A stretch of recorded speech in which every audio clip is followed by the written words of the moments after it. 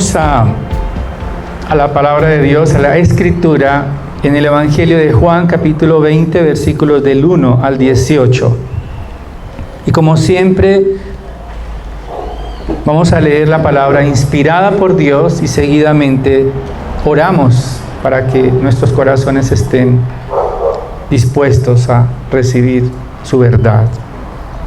Dice así la Escritura: y el primer día de la semana María Magdalena fue temprano al sepulcro, cuando todavía estaba oscuro, y vio que ya la piedra había sido quitada del sepulcro. Entonces corrió y fue a Simón Pedro y al otro discípulo a quien Jesús amaba, y les dijo: se han llevado al Señor del sepulcro y no sabemos dónde le han puesto. Salieron pues Pedro y el otro discípulo e iban hacia el sepulcro. Los dos corrían juntos, pero el otro discípulo corrió más aprisa que Pedro. Y llegó primero al sepulcro, e inclinándose para mirar adentro, vio las envolturas de lino puestas allí, pero no entró. Entonces llegó también Simón Pedro tras él, entró al sepulcro y vio las envolturas de lino puestas allí, y el sudario que había estado sobre la cabeza de Jesús, no puesto con las envolturas de lino, sino enrollado en un lugar aparte. Entonces entró también el otro discípulo, el que había llegado primero al sepulcro, y vio y creyó, porque todavía no habían entendido la Escritura, que Jesús debía resucitar de entre los muertos. Los discípulos entonces se fueron de nuevo a sus casas. Pero María estaba afuera llorando junto al sepulcro. Y mientras lloraba se inclinó y miró dentro del sepulcro y vio dos ángeles vestidos de blanco, sentados donde había estado el cuerpo de Jesús, uno a la cabecera y otro a los pies. Y ellos le dijeron: mujer, ¿por qué lloras? Ella le dijo: porque se han llevado a mi Señor y no sé dónde le han puesto. Al decir esto, se volvió y vio a Jesús que estaba allí, pero no sabía que era Jesús. Jesús le dijo: mujer, ¿por qué lloras? ¿A quién buscas? Ella, pensando que era el hortelano, le dijo: Señor, si tú le has llevado, dime dónde le has puesto y yo me lo llevaré. Jesús le dijo: María. Ella, volviéndose, le dijo en hebreo: Rabuní, que quiere decir maestro. Jesús le dijo: suéltame, porque todavía no he subido al Padre, pero ve a mis hermanos y diles: subo a mi Padre y a vuestro Padre, a mi Dios y a vuestro Dios. Fue María Magdalena y anunció a los discípulos: he visto al Señor, y que Él le había dicho estas cosas. Padre, te damos gracias por tu palabra, que es un regalo de gracia para nosotros, para que podamos crecer en nuestra fe y en nuestro entendimiento de la obra redentora de tu Hijo. Te pido que por tu Espíritu pueda tener sencillez, claridad y autoridad para predicar tu palabra. Prepara nuestro entendimiento para que tu palabra produzca fruto de santidad, de vitalidad en cada uno de nuestros corazones. Te lo pedimos por Jesucristo, nuestro Señor. Amén. Bien, y como estábamos comentando hace un momento, la fe no es esperar lo que no es verdad. La fe no es esperar algo imaginario, sino esperar en la verdad. La fe está ligada directamente a la verdad. La fe no es una ilusión creada en nuestras mentes. No, la fe se sustenta en la verdad. En realidad, la fe, como hablábamos hace un momento, no es imaginar cosas, sino creer en la verdad y está ligada directamente con nuestra mente. Para creer necesitamos nuestra mente. Dice un teólogo llamado John Stott que realmente creer es pensar. Él tiene un libro que tiene ese título, Creer es pensar. Necesitamos la mente para creer, para tener fe.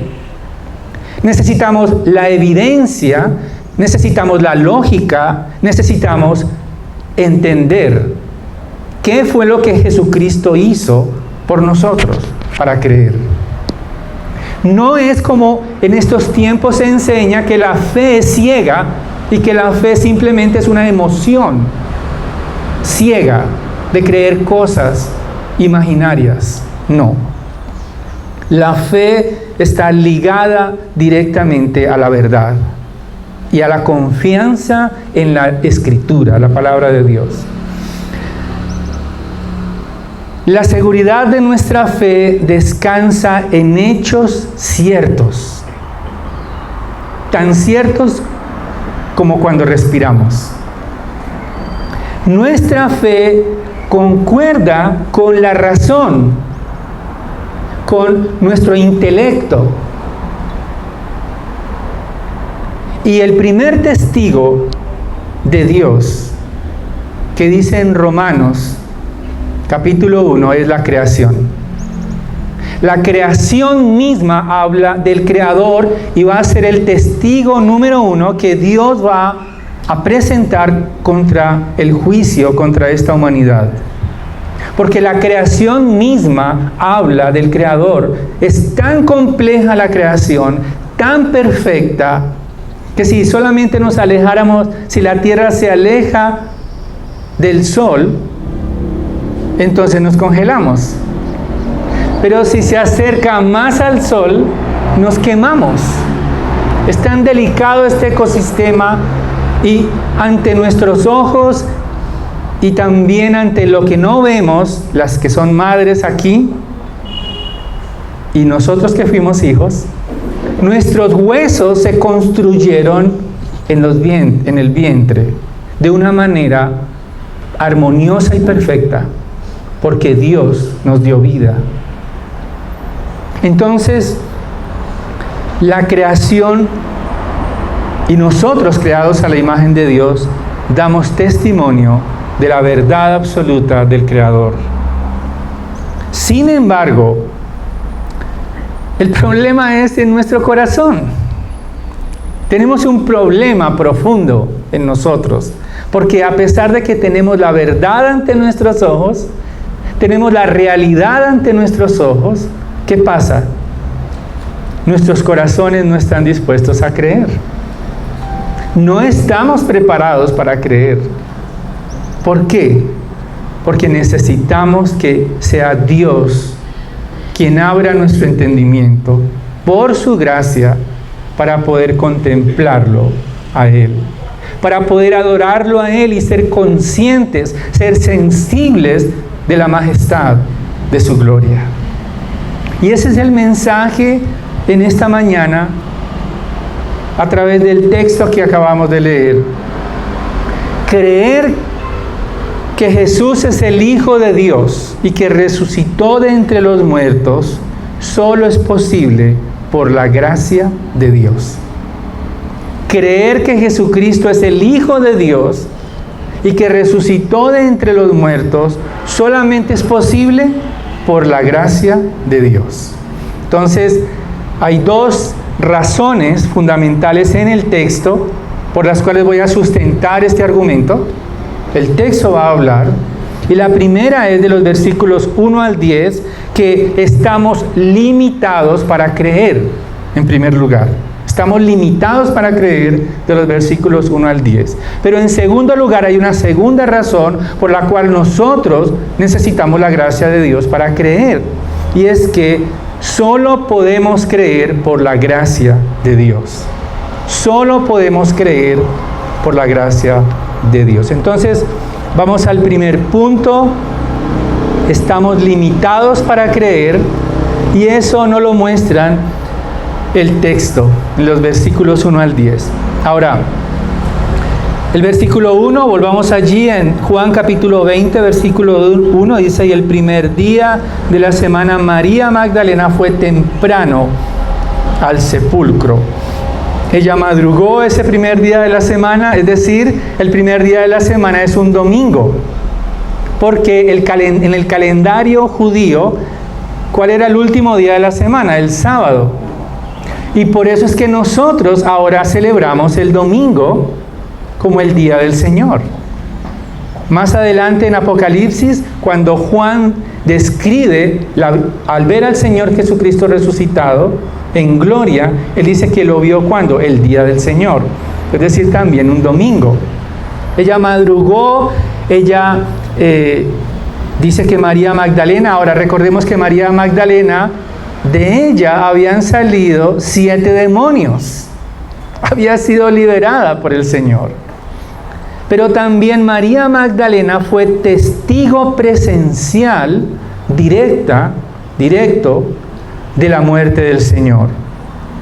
Allí en unos versículos atrás, en Juan capítulo 19, versículo 25, dice: por eso los soldados hicieron esto, cuando repartieron los vestidos, y junto a la cruz, ahí hay un detalle importante, junto a la cruz de Jesús estaban su madre, la hermana de su madre, María, la mujer de Cleofas, y María Magdalena.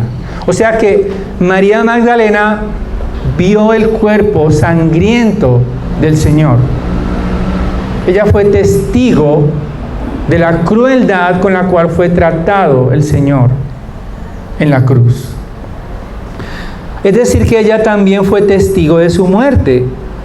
Y aquí en el versículo 19:34 dice que parece ser que ellos estaban afanados porque era día de reposo, querían que los cuerpos de estos hombres crucificados, entre ellos Jesús, fueran quitados rápidamente de la cruz.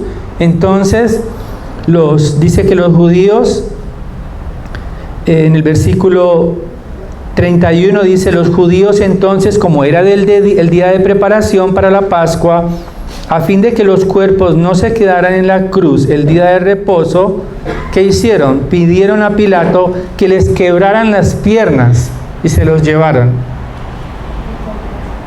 Pero a Jesús, dice el versículo el 33, pero cuando llegaron a Jesús, como vieron que ya estaba muerto, no le quebraron las piernas, pero uno de los soldados, para cerciorarse, le traspasó el costado con una lanza, y al momento salió sangre y agua.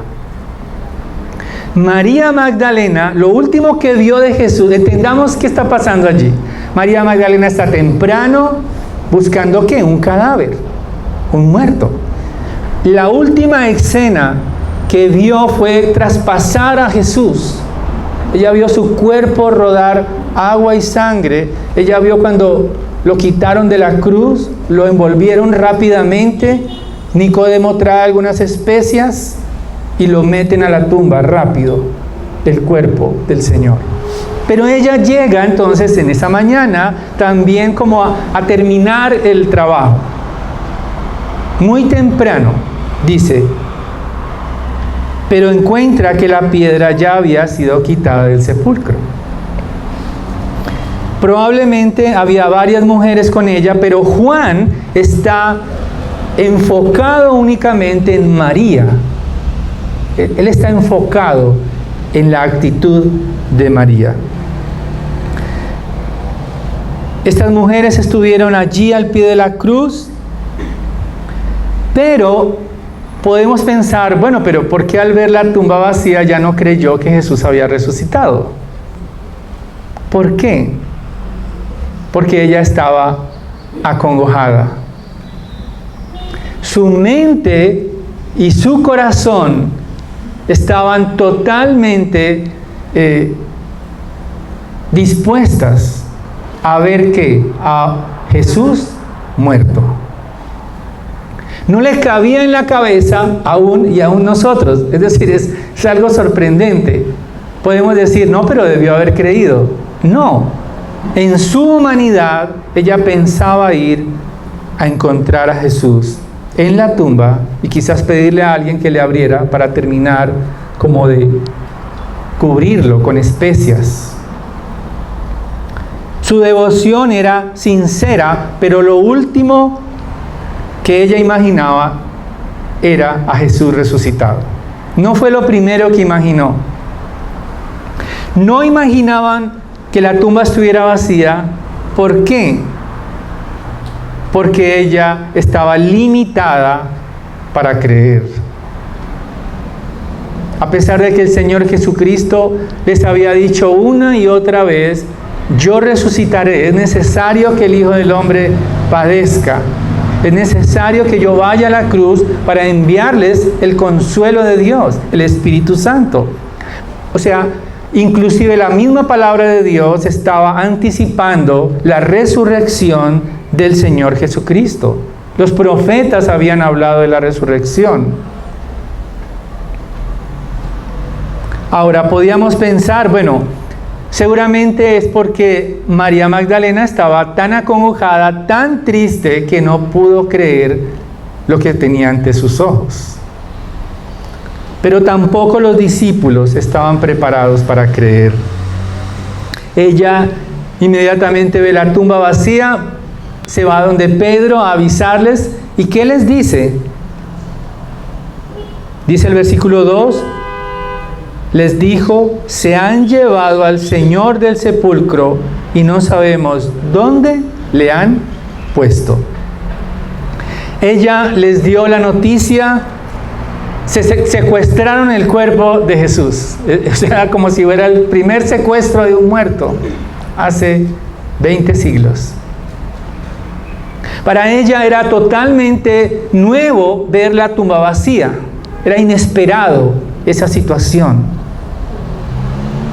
Pero los discípulos salieron, Pedro y otro discípulo. Algunos comentaristas dicen que cuando Juan habla de otro discípulo se está refiriendo a él mismo. Los dos corrían juntos, apresuradamente, a prisa, dice el versículo 4, y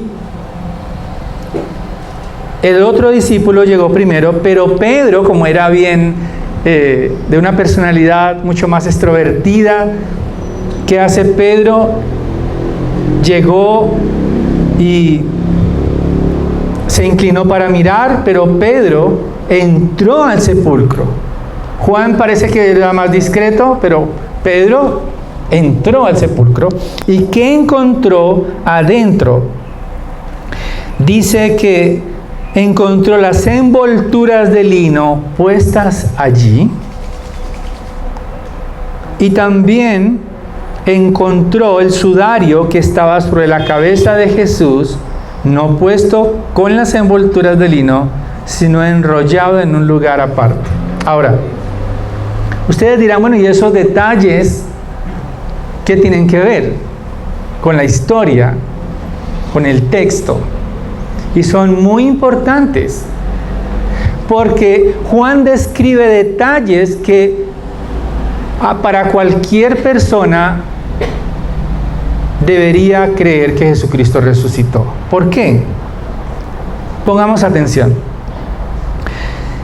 Si era cierto que habían violentado la tumba, o sea, si le arrebataron a Jesús el cuerpo, ¿por qué tomarse el trabajo de quitarle las vendas?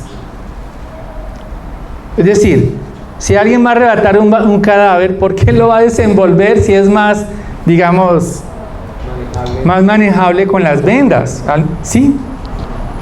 Seguramente. Es como si alguien llegara, quisiera robarse un cadáver y dejara el ataúd. Pues es más fácil manejarlo así, ¿no? Algo así. Ahora, estos sí eran enemigos, o sea, sí era gente que no quería que creyeran en la resurrección. ¿Por qué dejar dobladitas todas las vendas y el sudario perfectamente enrollado allí? ¿Por qué? Eso si fuéramos detectives e investigadores diríamos, esto es sospechoso. Ahí hay algo raro, ¿no? Ahora, Si fueron entonces discípulos, porque esa es la versión más remota, supongamos que son discípulos que sacaron el cuerpo, ¿por qué enrollar el sudario, ponerlo aparte y desnudar a Jesús?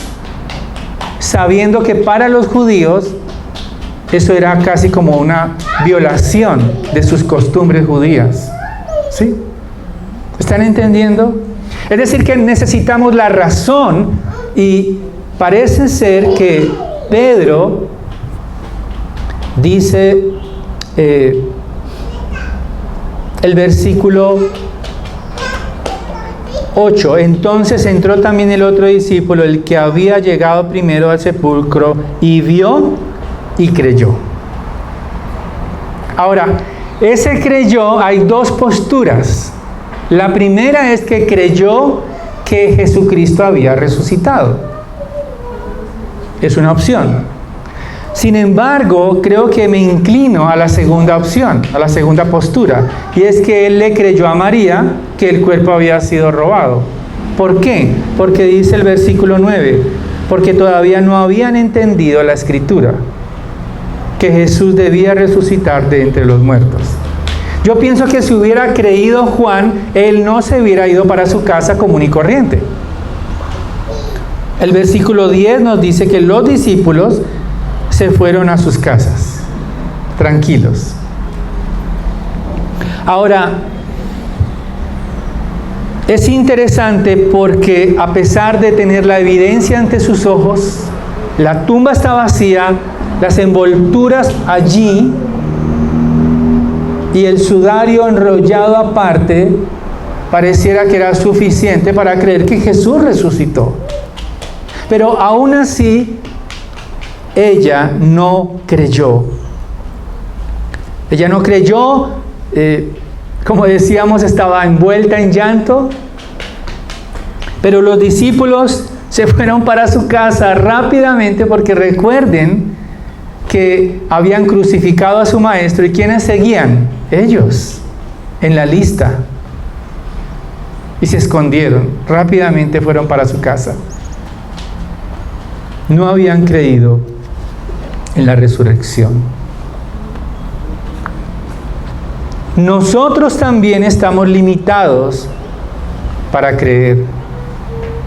No es natural para nosotros creer que Jesucristo es Dios y que Él resucitó de entre los muertos. A pesar de tener muchas veces la palabra de Dios ante nuestros ojos, dudamos. A pesar de tener la palabra de Dios que da consuelo, a veces nos afligimos y nos preocupamos. El Señor dice, no os preocupéis por el día de mañana, cada día tendrá su afán, pero a pesar de eso estamos afanados. Porque nos cuesta creer la verdad que está en la palabra de Dios. Queremos un seguro, no sé, algo más. Claro, yo te creo, pero asegúramelo por otro lado.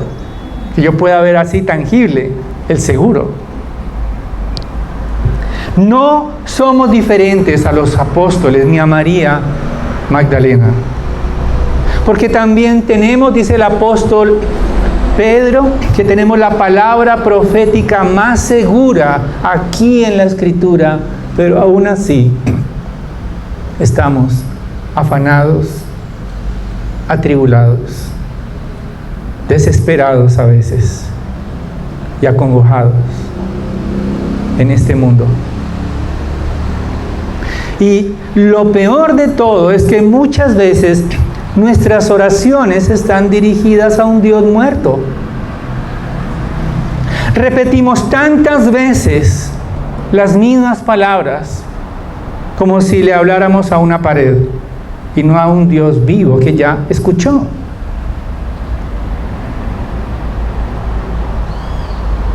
Nuestro sistema mental se niega a admitir la verdad acerca de quién es Jesucristo. Pero el problema es en nuestro corazón. El problema no es de Dios, porque ahí está en su palabra. está la evidencia. Nosotros creemos en un Dios histórico. Es decir, si vamos a Jerusalén, allí está el Gólgota. Si miramos la cronología de los tiempos en los libros de historia, allí está antes de Cristo y después de Cristo. Creer que Jesucristo vino, eso no es fe. Quiero aclararles.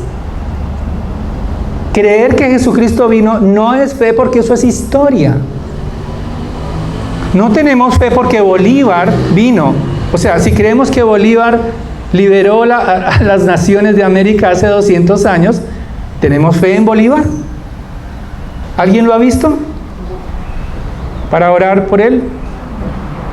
No. Nadie ha visto a Bolívar. Eso está en la historia. Eso no es fe.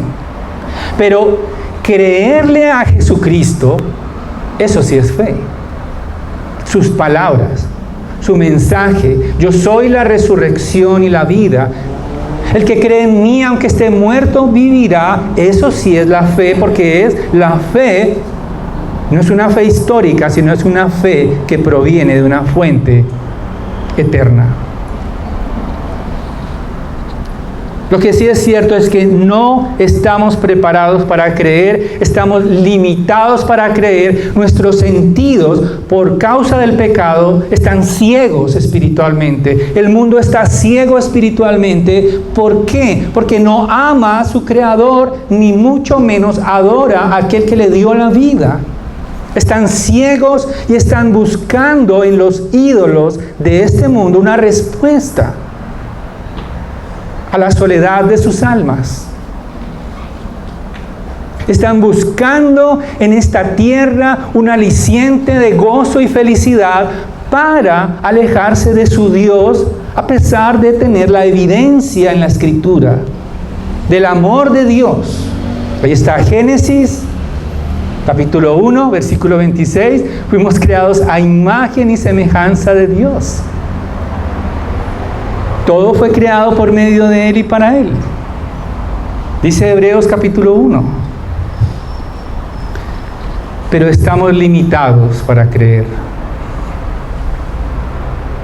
No podemos creer sin la gracia de Dios. Y eso nos lleva al segundo punto. A partir del versículo 11 vamos a entender, que es mi segundo argumento: solo creemos por gracia. María, o sea, los discípulos se fueron para su casa, dice el versículo 10. Pero el 11 dice: pero María estaba fuera llorando junto al sepulcro. No era un llanto así como cuando las... llega a decir las hermanas, no. Cuando la gente ve novelas, que se le sale o vemos películas a veces conmovedoras, ¿sí? Nos bajan aquí las lágrimas.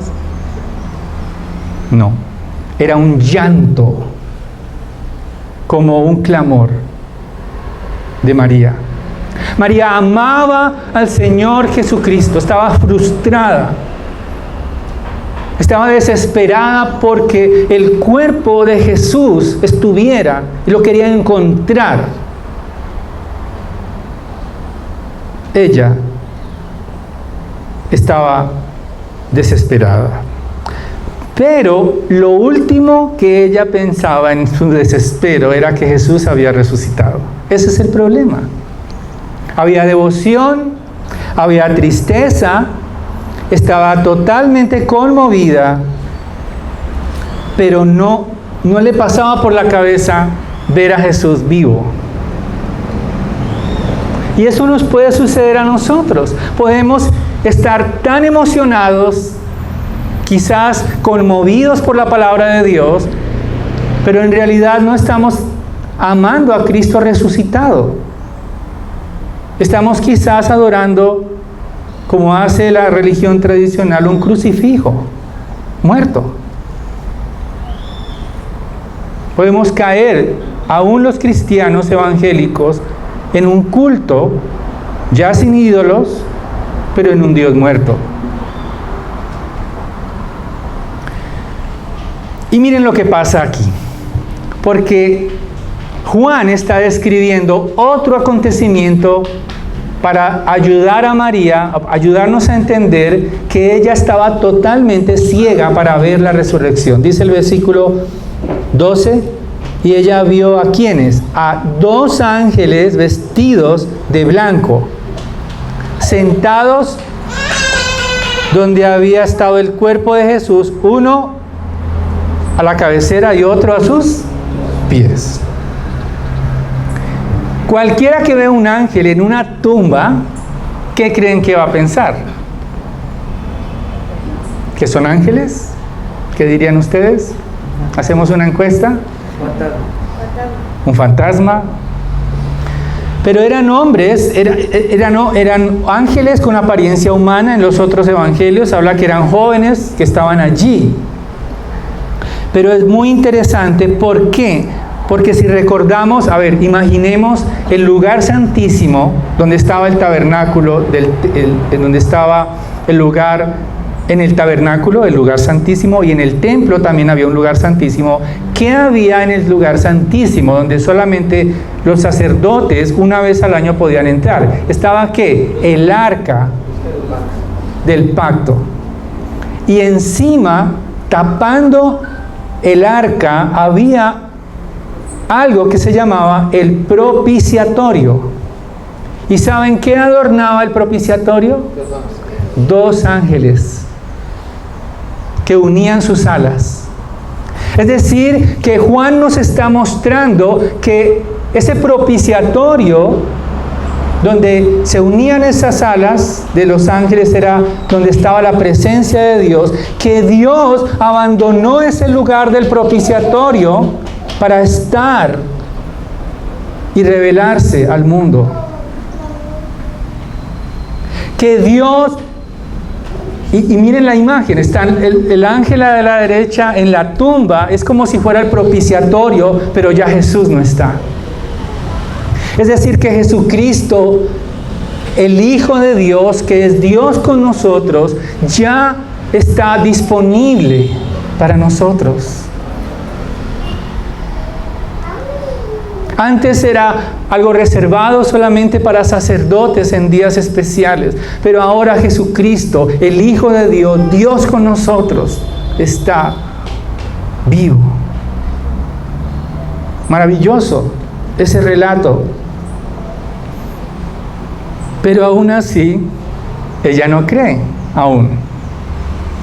Los ángeles le dicen: mujer, ¿por qué lloras? Y ella responde: porque se han llevado a mi Señor. No sé dónde le han puesto. Todavía piensa y está buscando un cuerpo muerto. Todavía no entiende que Jesucristo resucitó como lo había dicho antes. Solo la gracia nos permite creer. Ya vio la tumba vacía, ya vio los lienzos, ya vio el sudario, ya vio 2 ángeles, pero lo mejor de todo es que el mismo Señor Jesús le aparece frente a frente. Versículo 14, al decir esto, se volvió y vio ¿a quién? A Jesús, que estaba allí, pero no sabía que era Jesús. Algunos teólogos probablemente piensan que su fisonomía, o sea, su apariencia había cambiado un poco. Quizás, es probable. Otros piensan que el cuerpo resucitado del Señor era difícil de identificar. Recuerdan a los 2 hombres camino a Emaús, que se encuentran con Jesús a su lado y no lo identifican hasta que Él parte el pan. Sin embargo, probablemente el dolor, la tristeza de María Magdalena le impiden ver a Jesús frente a ella. Y es más, ni siquiera las palabras de Jesús la hacen reaccionar. Notemos el versículo 15. Jesús le dijo: mujer, igual que los ángeles, ¿por qué lloras? Nuestro Señor es muy tierno. En el Antiguo Testamento, ante la incredulidad, Él usaba a los profetas ¿para qué? Para exhortar al pueblo, ¿no? Les hablaba con fuerza, con vigor. ¿Por qué no creen? Pero el Señor la mira y la trata con ternura.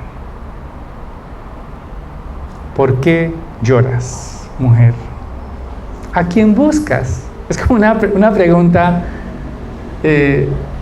muy tierna, ¿no? Él está al frente y le dice, ¿a quién buscas? Y ella responde, pensando que era el que cuidaba por ahí, el vigilante de la tumba.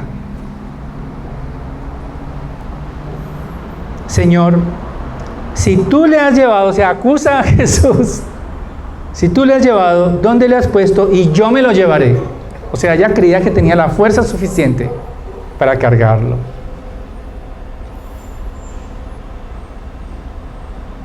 Quizás también nosotros nos identificamos con María, porque ni siquiera viendo a Jesús frente a nuestros ojos podremos creer sin la gracia de Dios.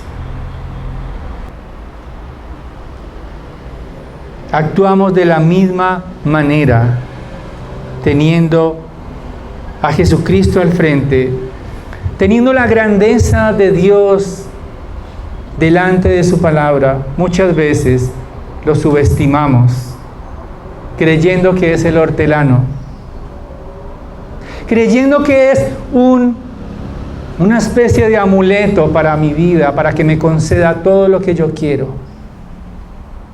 Muchas veces no adoramos a Jesucristo hasta que Él se revela a nosotros, porque pensamos que Jesucristo es simplemente una excusa para concederme cosas.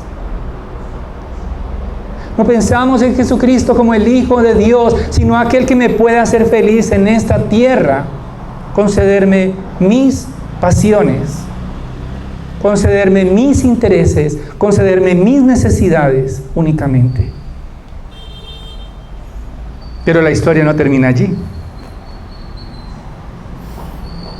Nuestro Señor sabía que solamente diciendo una palabra, ella reaccionaría.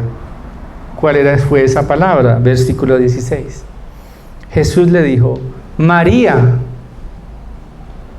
Seguro en ese momento ella escuchó la voz como Él la llamaba normalmente. Ella volviéndose, seguro se iba a ir otra vez para la tumba, se volvió y dijo en hebreo, Raboní, que quiere decir maestro, sorprendida de tener al Rey resucitado ante sus ojos. Ahora sí, reaccionó, porque la única manera que reaccionamos es cuando Jesucristo llama a nuestras almas por nuestros nombres. Porque la fe en Jesucristo es personal. La fe en Jesucristo no es familiar. No puedo confiarme en la fe de mis padres. No puedo confiarme en la fe de mis hijos, de mis hermanos, de mis parientes, e ir ahí como en el montón creyendo que ahí vamos en nuestra religiosidad. No, porque lo que vemos es que cuando el Señor Jesucristo pronuncia el nombre, entonces despierta su entendimiento y ella ya queda lista para adorar. Jesús le dijo, suéltame, porque todavía no he subido al Padre. Ahora, en algunas versiones creo que dice, no me toques, ¿sí? Sin embargo, esa escena significa que María cayó a los pies de Jesucristo y le abrazó por los pies fuertemente. Ella dijo, ahora sí no se me va a soltar jamás. Ya lo atrapé. No volveré a llorar más. está diciendo María Magdalena con su actitud. No te me escaparás jamás, ya nadie traspasará tu corazón jamás. Pero el Señor Jesús nos dice una verdad importante allí. Porque todavía no he subido al Padre. Ahora, entendamos que tocar a Jesús no había inconveniente. Más adelante Tomás, el mismo Señor, le dice, tócame mis heridas, mete tu dedo en mi costado. O sea, no era el hecho de tocar a Jesús que era prohibido, no. Lo que está tratando de mostrarle y de Juan mostrarnos a nosotros es que Jesucristo resucitó y la relación con Cristo cambió. Es decir, que ahora Jesucristo es el Hijo de Dios resucitado. Que ahora Jesucristo va a ascender al Padre, quiere decir que va a ser entronizado, es la palabra, aunque búsquenla en el diccionario para estar más seguras. Pero lo que es cierto es que Jesucristo va a subir, va a ascender para ser coronado como Dios para siempre. Él es de la esencia del Padre. Lo que está diciendo Jesús es, mira, María, sé que me amas, ¿sí? Pero no me cojas tan fuerte, porque ahora soy tu Dios. No soy simplemente tu amigo.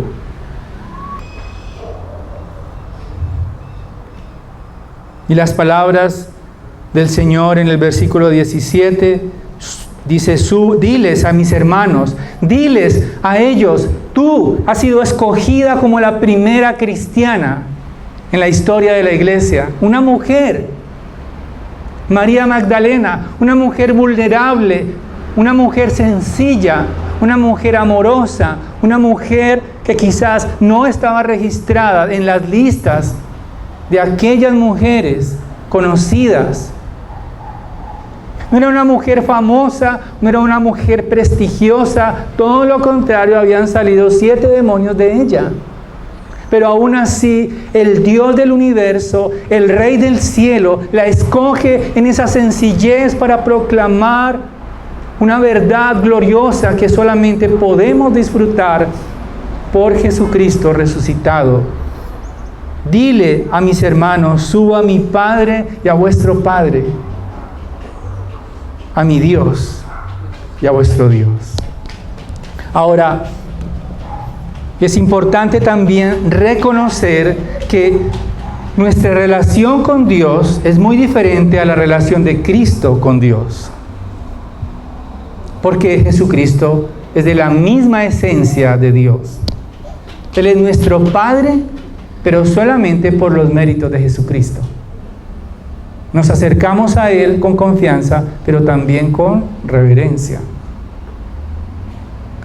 Nos acercamos a Él con confianza, pero con temor y temblor. Nos acercamos a Él entendiendo que es nuestro Padre, pero no tan llenos de tanta confianza. Tenemos que también refinar nuestras palabras hacia el Rey de Gloria. Necesitamos también aprender a orar al Dios verdadero que merece nuestra adoración.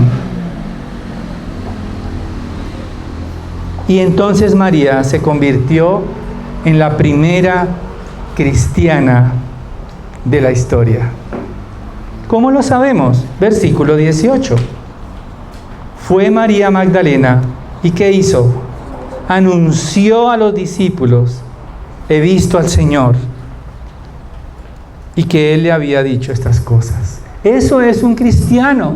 Un cristiano está proclamando a Jesucristo. Un cristiano está hablando a otros de Jesús. Un cristiano está compartiendo la verdad del Evangelio, compartiendo su experiencia con Dios, no lo que le contaron. El mismo Señor Jesucristo habló con ella. Ahora, ¿cómo habla Cristo con nosotros? Por medio de su palabra. Cuando nos encontramos con Jesucristo a través de su palabra, entonces nos vemos animados a contar las verdades de Cristo, nuestras experiencias con Cristo. Ahora, no soy enemigo de los devocionales grabados. Son de mucha bendición. De hecho, les comparto los de Spurgeon, de los Salmos, ¿sí? ¿Se las han escuchado alguna vez? Bueno. Sin embargo, como creyentes, tenemos que buscar de la fuente directamente de la palabra de Dios. Ese es mi deseo para esta iglesia. No que le cuenten a otros lo que el pastor les dijo solamente, sino que por su propia experiencia íntima con Jesucristo puedan ver directamente en la palabra y comprobar que Jesús es verdad. Que si hay alguien a quien compartirle las buenas nuevas del Evangelio, no le digan: yo te voy a dar el contacto del pastor. Yo les agradezco los contactos, pero por favor no lo hagan. Por favor, compártanle las experiencias con Cristo, sus encuentros con la palabra de Dios, la manera como han meditado, y todo que si alguno quiere tener un encuentro real con Jesucristo, ¿qué debe hacer? Leer la palabra de Dios. Alguien dijo: si alguien quiere escuchar la voz audible de Dios, entonces ¿qué debe hacer? Lea la palabra en voz alta.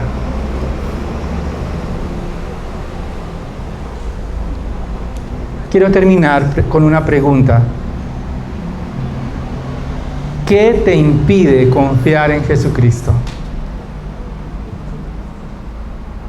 ¿Qué te impide creer que Jesucristo es el Hijo de Dios? ¿Necesitas más evidencia? ¿Otro ángel?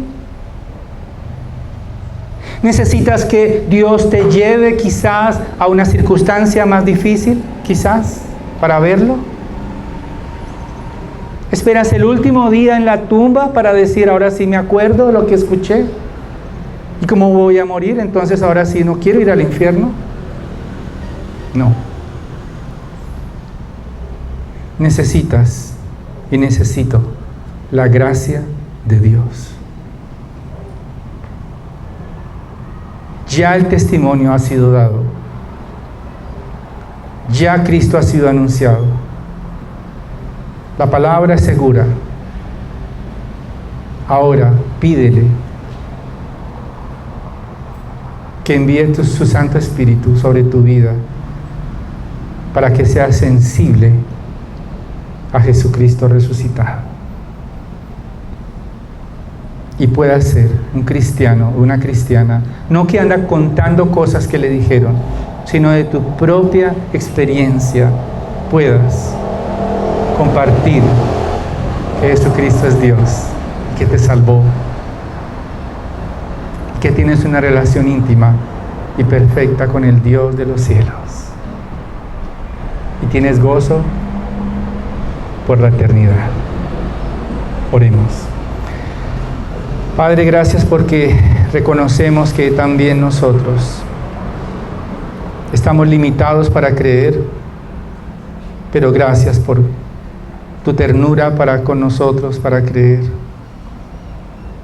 Padre, gracias porque si esta iglesia crece o si esta iglesia prospera en el crecimiento espiritual, en la madurez, Padre, no es por nosotros, es por tu gracia, por tu poder en cada uno de mis hermanos, Señor.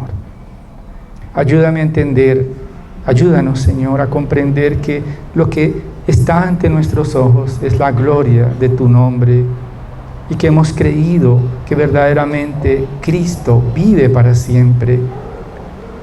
Ayúdanos, Señor, quita el velo de los ojos. Si hay personas en este lugar que no están escuchando, pero no ven la gloria de tu nombre, que no se han arrepentido, Señor, que no pueden postrarse ante ti, quieren hacerlo, pero Señor, solo tú puedes abrir sus ojos a la verdad, para que se gocen en el perdón y puedan disfrutar para siempre de una relación contigo desde ahora y por la eternidad.